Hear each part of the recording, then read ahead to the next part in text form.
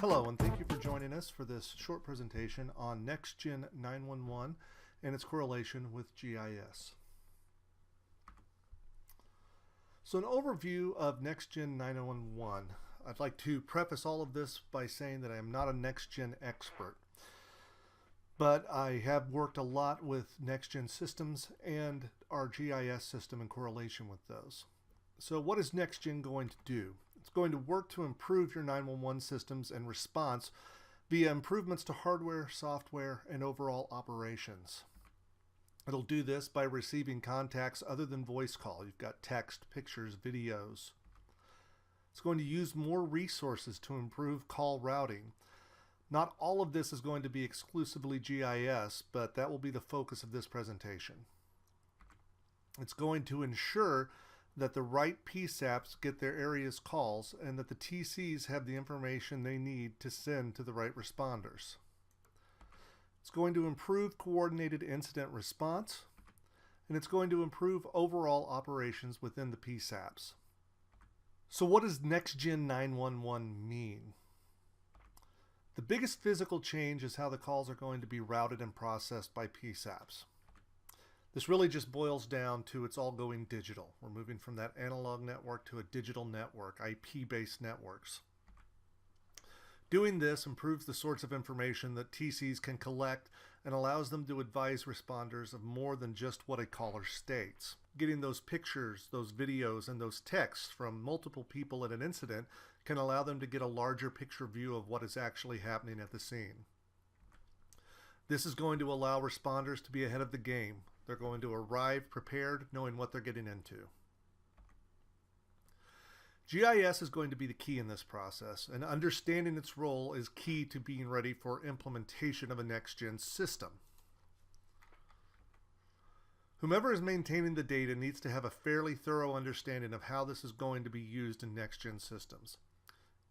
Basically, your GIS is going to become your MSAG and 911 database, as well as continuing to be your mapping solution. Luckily for all of you, you are ahead of the game here in New Jersey. What does this 911 database do? Traditionally, what they have done in the past is validate the caller's location against the NSAG, ensure that the ESN is correct for all the responders to that location, and delivers the alley to the TC. So your GIS now is going to inform all of that call routing and all those validations instead of the MSAG. Essentially, your MSAG is going to be your GIS, which means that the integrity of the data is incredibly important to the overall success of that PSAP. You're going to need to conform to a NENA standard. You need to clean up the existing data to match that standard, but also to make sure that topologically it's going to be correct. You're also going to have to ensure that any future additions to the map, new roads, new addresses, and so on, meet those standards that are needed for a next-gen system. So, when asked for a definitive GIS protocol of what the next-gen use is, a NENA representative said this. So that didn't really happen, but I do want to talk a little bit about what the current standards are. So your GIS data must have the following features, that is layers, and attributes that go with them. So we start with address points. There needs to be some sort of point address layer on the map. And that layer needs to have, of course, valid feature information, some sort of identification of duplicate sites. That could be an address with multiple lots on it, where the lots are suffixed out or have lot numbers to identify those. Keeping those sorts of things unique have to be done and identified without incurring fallouts later on in the next-gen system. Being sure that the odds and evens are on the correct side and that you don't have odds and evens on the same side or vice versa. Everything on that address layer needs to match what you've got in your current alley database, your 911 database. Your road center lines will be another layer that is required for this. Again, making sure that it's the right information. Just like the address points, making sure that if there are duplicate lines, possibly where you have a highway running where there is also a street name, making sure that those are identified and unique. Making sure that the polylines break at intersection or at jurisdiction boundaries, and making sure that you don't have any address ranges or road center lines overlapping into other ESN areas that are not covered by them. Road names, this is essentially just making sure that the road names themselves meet the 911 standard. Again, just making sure that you have valid attributes. And again, these things are going to be included in that road center lines layer. They just wanted to break this out to make sure that this part is clear, that these road names are identified clearly and as they exist in the world on your street signs and so on. Making sure that there's duplicate road names in the same town, that they're identified and noted in some way unique. Usually they're broken up by a directional or something like that, if that happens. Any road names that are in the MSAG and alley need to match what's in the GIS. And the ranges themselves should include all of the ranges that are within the MSAG. So basically, you've got to make sure that your MSAG is covered completely within your GIS system. An emergency service number boundary is basically the jurisdictions of the responders for a specific area. So those can be broken out into an emergency service zone, emergency service number, which is generally the standard that people use for that, or broken out by the ESA, the emergency service agency that covers that area. Those boundaries cannot have any empty values in them. That is, there cannot be a polygon out there without information in it. It has to have something in it in order for it to be a valid polygon and part of a valid layer. All of the information from those boundaries needs to match what's in your MSAG and alley, just like everything else that we've gone through so far. And there can't be any gaps or overlaps in those polygons on that layer. Those boundaries also need to be joined to jurisdictional boundaries. In other words, wherever there is concurrent line work, usually a municipality is going to have its own responders specific to that municipality, and immediately outside of that, it will usually go to a county responder. Making sure that those lines follow those boundaries exactly, and if those boundaries change, if there's an annexation, that the ESN or ESZ boundaries change to match that annexation as well. Topology cleanup is where we're talking about things like making sure that your center lines break at those intersection or those jurisdictional boundaries. That the flow and line direction, in other words, the way that that line is drawn matches the direction of travel on that center line. Direction of travel may mean it's a one-way, but it can also mean that it starts at the lowest and then increases to the highest address along that center line. And then the invalid dangle nodes should be removed. Those are essentially just little polyline tags that hang off, usually at intersections and things. They're just kind of a phenomenon that can happen in the digital world with the geometry as it's being drawn. They're not incredibly common, but they can be a problem when they are there. If you do have those, we can help you get those cleaned up, and I'll show you some tools here in a bit that will point things like that out for you. So what does all this look like in what is the current NENA standard? This is an example from a project we have done in Illinois with some clients there who have already moved on to a next-gen system and are currently active in it.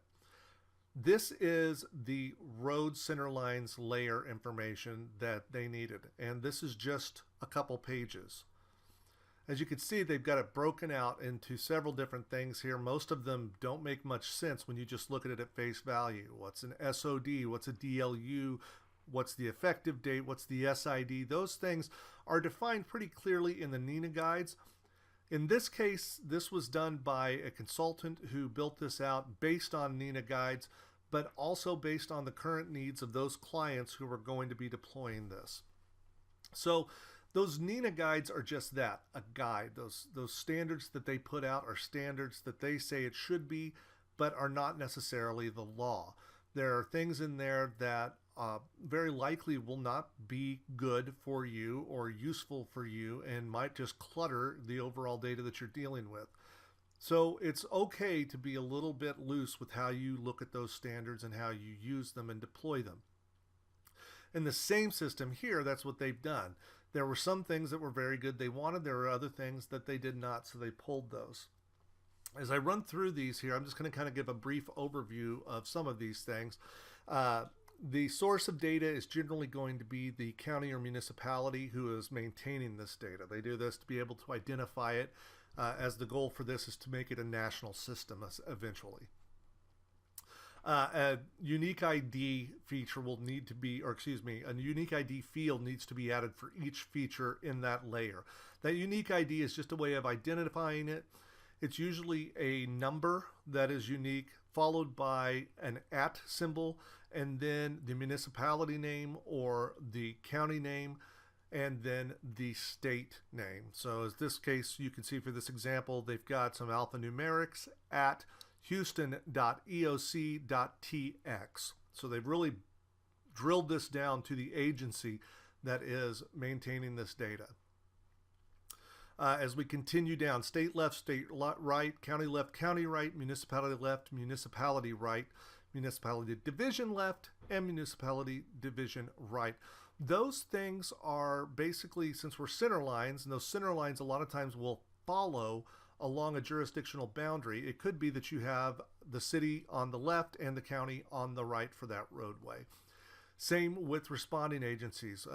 As we get down here, you'll see they'll also want the ESNs left and right. Making sure that the parity of those things, not just the parity of the addresses, but also who's on my left, who's on my right, who's my responding agency on the left side, who's my responding agency on the right side, that those are all covered within this road center lines layer. As we continue down over this way, you can see there's also, of course, your left from left to, right from right to. Those are just your ranges. Your parity, the odds and evens and where they go. And as I move on to the next page, you can see we continue on. Postal code left and right. Those are going to be your zip codes. Your ESN values left and right, which I just discussed. Your MSAG community left and right is actually probably going to be the one that will be the definitive community. I've seen a lot of places that are getting ready to deploy these, pulling those other community fields that we just saw on the previous page out and going only with this MSAG community. Below the MSAG community here, we have probably the most frustrating thing to deal with, and that's the breakout of the street name. Traditionally, the street name in Think GIS has been a single field with the name of the street and the suffix for that street, and any modifiers that might go with it, such as highway, interstate, things like that. They want those values broken out, as you can see here, into these fields: the street pre-modifier, the pre-directional, the street prefix, the street name, the street suffix, the post-directional, and the post-modifier. So in the case of something like Main Street, Main would go into the street name, and ST for street would go into the street suffix. I will note now that NENA put out a more recent standard where they want the suffix also spelled out. I have not encountered that in the real world yet. I don't think anybody really sees a need for that in the real world application of this. I'm not quite sure why it was changed, just a heads up that it was changed. In the case of something like an interstate, you would have the interstate go into something like the street prefix here, and that would usually just be an I for interstate, and then the street name would contain that interstate number. So it would be I in street prefix and 80 in street name to indicate interstate 80. The breakouts of these are being done manually right now. I had to do this for several clients, and the work that goes into it usually is a lot of manual work that is done in things like Excel and then brought back into the map. We are working to make this something that can be done on an automated basis. The goal is to make a lot of what you're seeing here be an automated part of our synchronization process. We don't want you guys to have to go in every time you add a new center line to come down here and have to do the breakouts as well in these fields. We want to be able to do that for you on an automated basis, and we're working toward that. Class of road, the speed on that road, is it one way, yes or no? Those things, of course, are if you're going to optimize this data as much as you can, because they want to use it eventually not only for call routing but also for traffic routing.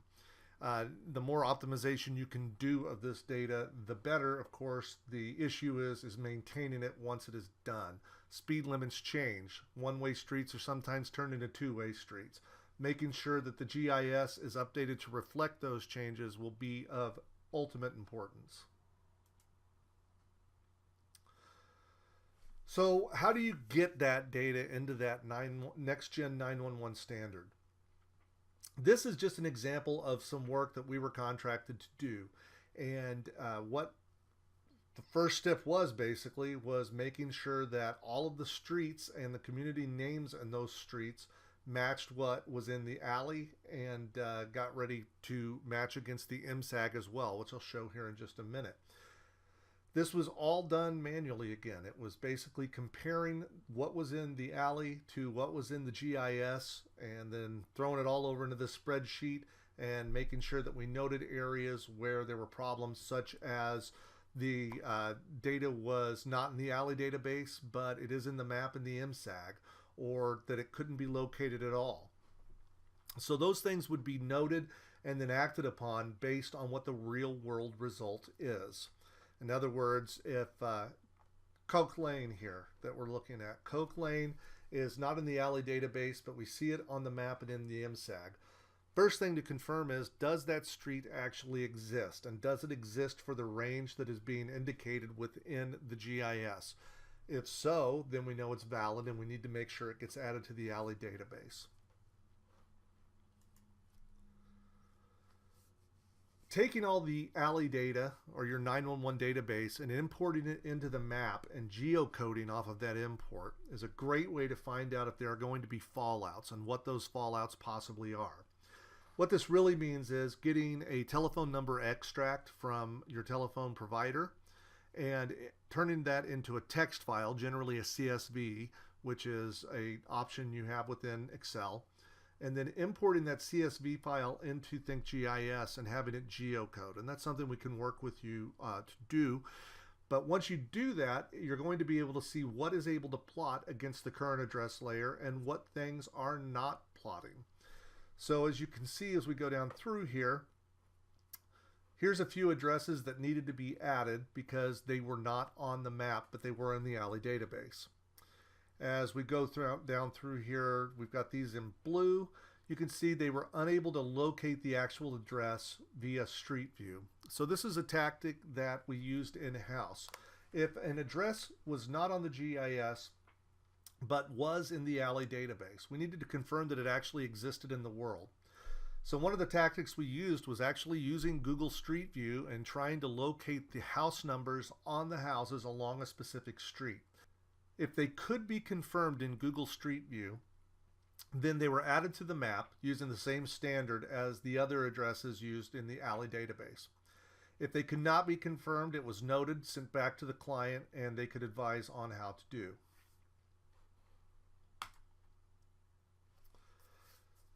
Next is taking all that centerline data and comparing it to the MSAG and making sure that there is a matchup there. The MSAG generally is going to be the Bible on this. However, MSAGs are notorious for not being well maintained. So this takes a little bit of work on both sides to make sure that if there are inaccuracies in either the alley or the MSAG, that they are noted and corrected. And that can be done really just by a lot of legwork, making sure that that real world reflection is in your GIS and then therefore going to be used in your next gen system. And as you go through this, you can see, again, noted in here, records that have an east or west on the map and in the alley database, but the MSAG doesn't have those directional values. Should it have those directional values? Maybe, maybe not. We don't know until we check the real world to find out what's really happening along that street. Down here, we've got a couple that are not in the map or the alley database, but are in the MSAG. Kind of saw that just a few minutes ago when we were looking at the alley database information where we had things that were in the MSAG and the map, but not in the alley. This is pretty much the same thing, except switched around a little bit there. So making sure that the real world is reflected in this is going to be of tantamount importance. Centrelines need to break at those jurisdictional changes. So what we're looking at here is a client in Clay County, Illinois, and they have large ESN boundaries covering a lot of the county. If they have an Centerline, overlapping an ESN boundary like this, there's a good chance that it's going to fall out because it's not going to be able to say I am an ESN 401 or I am an ESN 404 without that break existing at that jurisdictional change.